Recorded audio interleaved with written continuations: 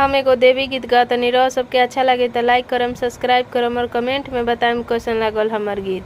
जय माता दी। धीरे धीरे कलसा लेके आई हा हो मैया दुर्गा भवानी। धीरे धीरे कलसा लेके आई हा हो मैया दुर्गा भवानी।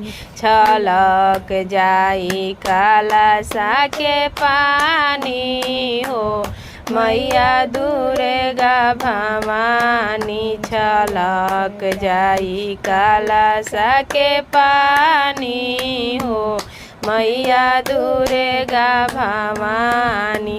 धीरे धीरे कलसा लेके आई हा हो मैया दुर्गा भवानी। धीरे धीरे कलसा लेके आई हा हो मैया दुर्गा भवानी। फूलावा चुनिया चुनिया सन लगवनी। फूलावा चुनिया चुनिया सन लगवनी। चारों ओर मैया हो फूल छितरवनी। चारों ओर मैया हो फूल छितरवनी। अरे हाली हाली बैठना आसनवा हो मैया दुर्गा भवानी।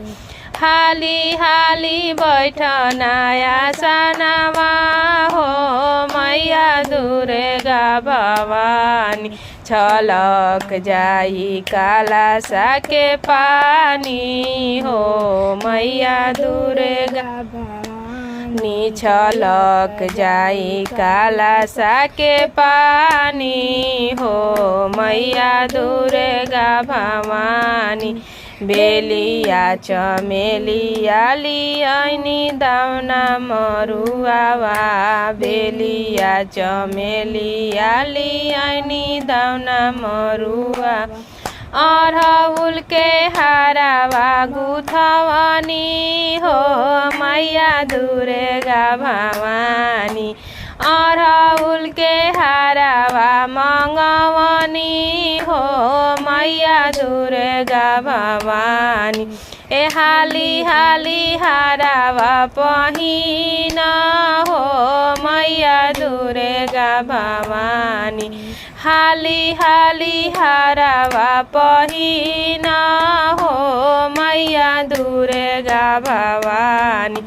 छलक जाई कलसा के पानी हो मैया दुर्गा भवानी। छलक जाई कलसा के पानी हो मैया दुर्गा भवानी। गंगा रे जमुनावा से जल भरी लई। गंगा रे जमुनावा से जल भरी लईनी। रात भर जागी जागी भोगावा बनवनी। रात भर जागी जागी भोगावा बनवनी। अरे हाली हाली धोवना चरनिया हो मैया दुर्गा भवानी। हाली हाली धोवना चरनिया हो मैया दुर्गा भवानी। छलक जाई कलसा के पानी हो मैया दुर्गा भवानी। छलक जाई कलसा के पानी हो मैया दुर्गा भवानी। रोटी रसियावारा भोगावा लगवनी। रोटी रसियावारा भोगावा लगवनी। पाकल पाकल पनवा मैया बिरावा लगवनी। कल्पा कल्पनवा मैया बिरावा लगवनी।